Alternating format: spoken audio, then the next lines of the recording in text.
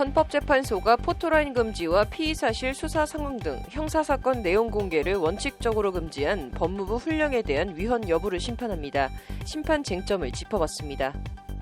코로나19 사태로 경제가 직격탄을 맞은 가운데 임금 미지급 등 서민들과 읍면동 지역 주민들을 위한 코로나19 마을 변호사 법률 지원단이 운영됩니다. 관련 내용 자세히 전해드립니다.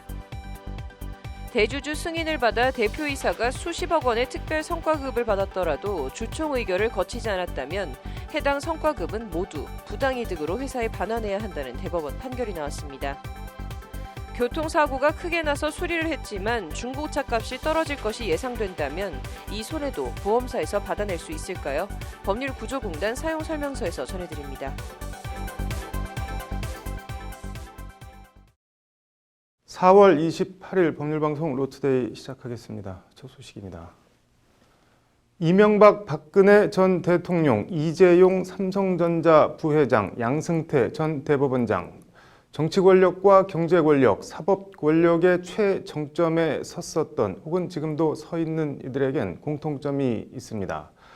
바로 피의자 신분으로 검찰 포토라인에 섰다는 점인데요. 여러 부작용과 논란 때문에 법무부가 피의사실 공표 금지 등이 포함된 포토라인 제도를 원칙적으로 폐지했는데 이 포토라인 폐지가 위헌이라며 제기된 헌법 소원을 헌법재판소가 정식으로 심리합니다. 심판 쟁점이 어떻게 될지 짚어봤습니다. 장한지 기자입니다. 경찰청 신상정보공개위원회 결정으로 지난달 25일 엽기적인 성착취범 N번방 박사 조주빈의 얼굴이 언론에 공개됐습니다. 그러나 경찰에서 검찰로 송치된 조주빈은 검찰 청사 내에선 따로 포토라인에 서지 않고 바로 청사로 들어갔습니다. 지난해 10월 만들어져 12월 1일부터 시행된 법무부 훈령, 형사사건 공개금지 등에 관한 규정에 따른 조치입니다. 해당 규정 제28조 2항은 사건 관계인의 출석, 조사, 압수, 수색, 체포, 구속 등 일체의 수사 과정에 대해 언론이나 그 밖의 제3자의 촬영, 녹화, 중계 방송을 허용해서는 안 된다고 규정돼 있습니다. 일부 예외 조항이 있지만 원칙적으로 포토라인에 세우거나 피의 사실 등 수사 관련 내용을 일체 누설하지 못하도록 한 겁니다. 검찰이 피의 사실을 흘리며 피의자를 포토라인에 세워 망신을 주거나 언론 플레이를 한다는 등의 지적과 부작용을 차단하기 위한 조치입니다. 하지만 당시 조국 전 법무부 장관 부인 정경심 교수 소환과 관련해 왜 하필 지금 포토라인 금지냐는 지적과 함께 공인의 경우 포토라인에 세워야 한다는 반론도 만만치 않았습니다. 이에 지난달 24일 권모 씨는 해당 규정이 국민의 알 권리를 침해해 위헌이라며 헌법소원을 제기했고 헌재는 최근 해당 헌법소원을 전원재판부에 회부한 것으로 확인됐습니다. 헌재는 앞서 지난 1월 시민단체 서민민생대책위원회가 언론자유 등을 침해한다면 헌법소원에 대해선 법무부 훈령은 대내적 효력만 가질 뿐 공권력 행사로 보기 어렵다며 각하한 바 있습니다. 포토라인을 금지한 것이 헌법 심판 대상인 공권력 행사로 볼 수 없어 본안 심리를 할 필요가 없다는 취지였습니다. 검찰은 이미 신상과 얼굴이 다 공개된 조주빈에 대해서도 해당 규정을 적용해 포토라인 설치를 제한하면서 논란이 일었습니다. 헌재가 한 번 각하했던 포토라인 폐지 헌법소원을 정식으로 심리하기로 한 것은 이런 논란과 향후 유사한 헌법소원이 이어질 것 등을 감안해 해당 조항의 위헌성과 타당성 여부를 살펴보기 위한 것으로 보입니다. 일단 심판에선 법무부가 포토라인을 제한한 것을 헌법소원 대상인 공권력의 행사로 볼 수 있는지부터 다시 가릴 것으로 보입니다. 이 경우 포토라인에 피의자를 세우는 것이 아닌 포토라인에 피의자를 세우는 것까지 공권력의 행사로 볼 수 있을지가 쟁점입니다. 사실상 되어 있는 그 힘을 갖다가 원래 없애버리겠다라는 그런 뜻이 내가 볼 땐 공권력 행사의 의미라고 보여진다면 그런 거에 대한 어떤 그 질문이죠. 그런데 이제 그 국가 공권력으로 이제 그걸 금지하겠다라고 하는 것은 다시 말해서 포토라인을 다른 사람한테 포토라인을 그어서 강요하는 행위를 금지하겠다라는 거니까. 이는 다시 애초 검찰 포토라인을 폐지한 것이 포토라인이 그동안 피의자 망신 주기 등 위법하거나 정당하지 않은 공권력 행사였다는 인식과 맞닿아 있습니다. 지금 포토라인 그어놓은 게 그 사람 보고서 강제하는 건가요? 누가 강제시켜주나요? 강제시킬 수 없잖아요. 너는 왜 강제할 권한도 없으면서 강제하느냐? 신체와 이동의 자유죠. 그거를 스톱화시켰잖아요, 지금. 근데 그런 권리가 어디서 나와요? 따라서 심판에선 언론의 자유를 통한 국민의 알 권리와 프라이버시권이나 명예훼손 같은 개인의 인격권을 두고 심리가 이뤄질 것으로 예상됩니다. 국민의 알 권리하고 가장 첨예하게 대립하는 게 일반 국민의 명예하고 국민의 알 권리하고 많이 충돌이 되죠. 수사 내용을 알리지 않거나 피의 사실을 알리지 않으면 국민의 알 권리를 침해하게 된단 말이죠. 그러니까 그게 서로 상반되는 거예요. 소상권 내지는 명예권을 침해하는 것이 되느냐, 국민의 알 권리가 우선이냐, 그 부분이 이제 쟁점이 되겠죠. 나아가 이번 헌법소원 사건은 검찰이 피의자를 적극적으로 포토라인에 세우진 않더라도 포토라인 폐지 규정을 사유로 소환 사실 자체를 알리지 않거나 소환하더라도 비밀리에 소환해 언론 취재를 차단하는 등 여러 경우의 수가 많아 치열한 논쟁이 예상됩니다.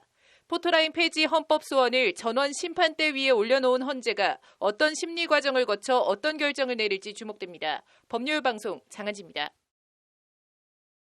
대주주 승인을 받아 대표이사가 수십억 원의 특별 상여금을 받았습니다. 그런데 회사에서 주주총회 결의가 없었다며 받아간 수십억 원을 도로 뱉어내라는 소송을 냈습니다. 대주주가 승인을 했으니 주총을 가도 그대로 의결되기는 했을 텐데 어쨌든 주총 의결을 거치지 않은 거액의 특별 성과금 지급. 법원은 어떻게 판단했을까요? 로우 인사이드입니다. 전자부품 제조업체인 A사 대표이사를 지낸 박모 씨라고 합니다. 일을 잘했는지 박 씨는 대주주 승인을 받아 세전 기준 45억 8,499만 원에 이르는 거액을 특별 성과금으로 받았다고 합니다. 박 씨 입장에선 여기까진 좋았는데 그런데 A사가 돌연 박 씨를 상대로 45억 8,499만 원을 돌려달라는 소송을 냈습니다.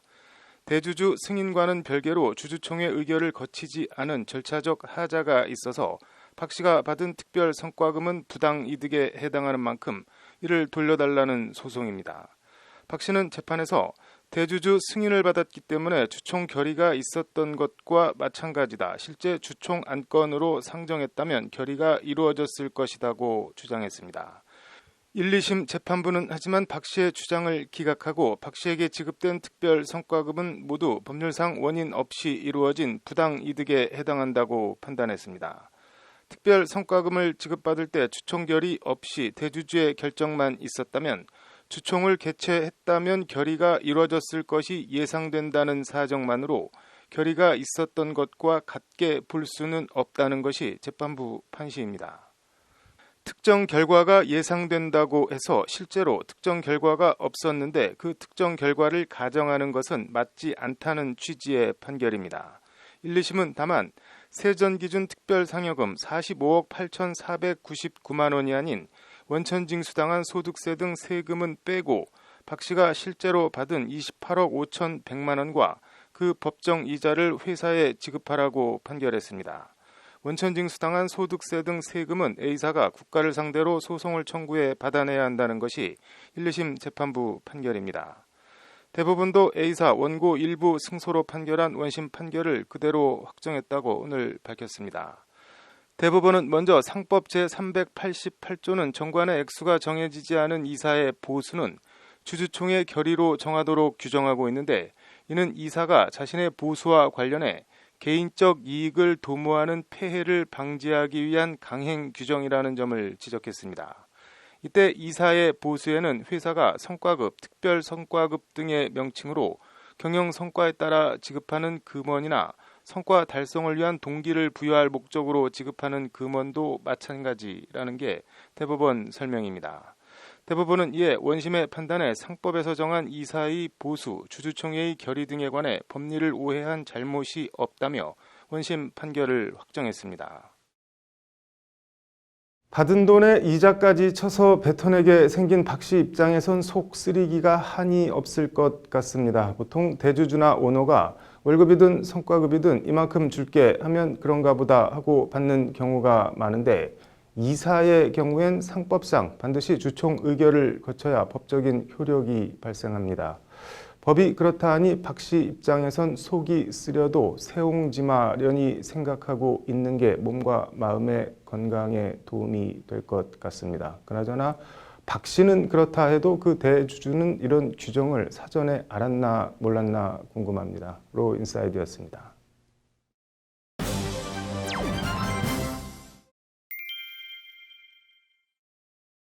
네, 오늘 법률구조공단 사용 설명서에서는 자동차 사고, 경락 손해 얘기해 보겠습니다. 신세아 기자 나와 있습니다. 신 기자, 일단 사고 내용부터 좀 먼저 볼까요?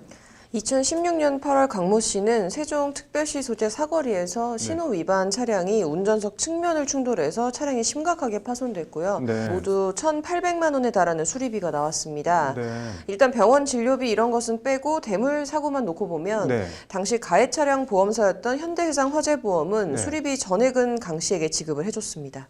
뭐 대물사고 수리비 전액을 지급했는데 문제가 뭐가 더 남았던 모양이네요. 일단 강 씨의 차량은 수리 후에도 뭐 미세한 떨림이나 소음 그리고 뭐 주행 안정감 등에서 사고 이전보다 뭐 성능이나 상태가 완전히 같지 않고 좀 떨어진 측면이 있었는데요. 네. 특히 이렇게 큰 사고가 난 경우에는 중고차 값도 이제 무사고 차량에 비해서 떨어질 수밖에 없습니다. 네. 그래서 사고가 안 났더라면 일어나지 않았을 손해, 네. 이걸 업계에서는 이제 앞서 언급했던 경락 손해라고 하는데요. 다른 말로는 이게 감가 손해라고도 하고 네. 자동차 보험약관에서는 자동차 시세 하락 손해라고도 되어 있습니다. 네. 그래서 이 경락 손해 부분에 대해서는 이 보험 측에서 보상을 한 푼도 하지 않은 겁니다. 이 경락 손해라는 게 원래 보험사에서 인정이 잘 안 되는 모양인가요? 일단 사고를 당해서 자동차 성능이 떨어진 것도 억울하고 나중에 중고차 값까지 떨어진다면 보상을 해주는 게 맞는 것 같은데 네. 이게 좀 그렇게 쉽게 인정이 좀 잘 안 되는 추세인 것 같습니다. 이게 왜 그런 건가요? 기본적으로 보험사 약관 때문입니다. 네. 이번 사고 가해 차량 보험사인 이 현대해상 개인용 자동차 보험약관 대물배상 보험급 지급 기준을 보면 네. 경락손해는 보험사가 피보험자 차량의 연식, 즉 출고된 지 1, 2년 내에 이제 차량에 대해서만 지급을 한다 이렇게 규정을 하고 있습니다. 네. 쉽게 말해서 이제 차가 출고된 지 1에서 2년이 된 아직 네. 새 차에 대해서만 경락손해를 인정을 하고요. 네. 2년이 넘어가는 차들은 원래 감가상각이 있었다 이렇게 추정 또는 가정을 해서 이 경락 손해를 인정하지 않고 있는 겁니다. 뭐 사고를 당한 강 씨는 그래서 어떻게 했나요? 일단 강 씨는 시세 하락, 그러니까 이 경락 손해가 365만 5,229원에 해당한다는 이 차량 기술 감정 센터에 감정서를 받아서 네. 법률 구조공단 도움을 받아서 소송을 냈습니다. 네. 현대해상 측에서는 이제 앞서 언급한 보험 약관을 들어서 네. 강 씨 차량의 경우에는 출고 2년이 지났기 때문에 네. 뭐 경락손해 지급 대상에 해당되지 않는다라는 취지로 이제 손해배상 책임을 부인을 했습니다. 뭐 공단에서는 뭐라고 반박을 했나요? 공단은 이 해당 보험 약관은 네. 현대해상의 피보험자, 그러니까 여기서는 이제 신호 위반으로 사고를 냈던 그 가해 차량 운전자에게만 적용되는 규정이다. 네. 그렇기 때문에 피해 차량에 대해서까지는 이 약관을 들어서 주장을 할 수는 없다라고 했는데요. 네. 공단은 또 나아가서 상법 제724조 직접 청구권 조항에 따라서 손해배상을 청구하는 것이라며 이 현대해상이 경락 손해에 있어서도 배상 책임이 있다라고 주장을 했습니다. 뭐 법원은 누구 손을 들어줬나요? 재판부는 강 씨 손을 들어줬는데요. 보험사가 강 씨에게 300만 원을 지급하라라는 화해 권고 결정을 내렸습니다. 네. 강 씨와 보험사 모두 이 권고를 받아들이면서 네. 이제 판결은 확정이 됐고요. 강 씨는 이 300만 원을 지급을 받게 됐습니다. 네. 이번 소송을 진행한 김경돈 공익법무관은 경락 손해는 상당히 생소한 항목이라 이를 청구하는 경우도 적은 데다가 가해 차량 보험사는 일단 지급을 거절하고 소송 절차에서 어려운 법률 용어로 점철된 서면을 법원에 제출하여 권리자로 하여금 청구를 포기하도록 압박하고 있다고 보험사 행태를 꼬집었습니다. 네. 김 법무관은 그러면서 누구나 사고 이력 조회를 할 수 있는 현재 중고 자동차 시장에서 경락 손해 피해자들이 안타까운 손해를 보는 일이 없도록 도움이 되었으면 좋겠다라는 바람도 피력했습니다. 네. 뭐 이거는 판결도 판결이지만 보험사가 꼼수나 횡포를 못 부리게 제도적인 개선책 마련이 필요해 보이네요. 오늘 잘 들었습니다. 네, 다음 소식입니다. 코로나19 사태가 장기화하면서 월급을 못 받거나 계약 해지, 임대차, 채무 불이행 등 경제 생활과 관련된 다양한 문제들이 발생하고 있습니다. 오죽하면 코로나 때문에 죽는 게 아니라 경기 어려워 죽겠다는 앓는 소리가 공공연히 나올 정도입니다. 이런 경제 문제들은 결국은 법률 문제와도 연결이 되는데 법무부가 다양한 법률 관계에 관련한 어려움을 돕기 위해 코로나19 마을 변호사 법률 지원단을 운영합니다. 앵커 브리핑입니다. 우리나라는 어느 분야 하나 수도권 쏠림 현상이 심하지 않은 것이 없는데 변호사도 예외는 아닙니다. 변호사 2만 명 시대라고 하는데 전체 개업 변호사의 80% 이상이 수도권에 몰려 있습니다. 그나마 나머지 변호사들도 대부분 광역시 등 대도시나 일선 법원과 검찰청이 위치해 있는 지방 거점 도시에 집중돼 있습니다. 읍면동 지역 주민들의 법률 서비스 접근은 취약하기 그지없습니다. 이런 법률복지 사각지대를 해소하기 위해 마련된 것이 마을 변호사로 2020년 4월 현재 전국 1,442개 읍면동에 1,444명의 마을 변호사가 활동 중에 있습니다. 우리 동네 마을 변호사 연락처는 읍면동 사무소나 각 지방 변호사회 또는 법무부에 문의하거나 마을 변호사 블로그 또는 페이스북 등 SNS를 통해서도 확인할 수 있습니다. 전화나 팩스, 이메일 등 원격 상담을 원칙으로 해당 읍면동 사무소를 통해 예약하면 현장 상담도 받을 수 있습니다. 마을 변호사 활동은 변호사들의 재능 기부로 이루어져 별도의 상담료나 변호사 비용은 없습니다. 취약계층 등 법률구조 대상자인 경우 대한변협 법률구조재단이나 대한법률구조공단 등의 도움을 받아 무료로 소송을 진행할 수도 있습니다. 법무부는 이 마을 변호사 가운데 총 52명으로 코로나19 마을 변호사 법률지원단을 구성해 코로나 사태와 관련된 법률 상담을 제공한다고 오늘 밝혔습니다. 운영은 경기도와 경상도, 전라도, 충청도, 제주도 등 전국을 5개 권역으로 나눠 해당 시도 마을 주민들에게 코로나19와 관련된 법률 고민에 대한 상담을 지원합니다. 기존의 마을 변호사 제도에서 한 걸음 더 나아가 코로나19와 관련된 법률 고민을 변호사와 쉽게 상의할 수 있도록 했다는 것이 법무부 설명입니다. 법무부는 이와 함께 격리조치 위반 등에 대한 손해배상 청구 매뉴얼을 만들어 전국의 지자체 및 유관부처에 배포했다고 밝혔습니다. 법무부 표현대로 코로나19 격리조치 위반 등 공동체에 피해를 끼치는 행위에 대한 엄정한 조치와 코로나 사태로 어려움을 겪고 있는 사람들에 대한 틈새 없는 법률 복지가 이루어지길 기대해 보겠습니다. 꼭 코로나 사태가 아니어도 법률 소외계층, 나아가 전 국민의 법의 문턱을 낮춰 법률 서비스 제고가 이루어져 법은 없다는 인식이 해소될 수 있도록 법무부와 변협, 지자체가 더 적극적인 역할을 수행했으면 합니다. 앵커 브리핑이었습니다. 네, 오늘 준비한 소식은 여기까지입니다. 시청해 주셔서 감사합니다.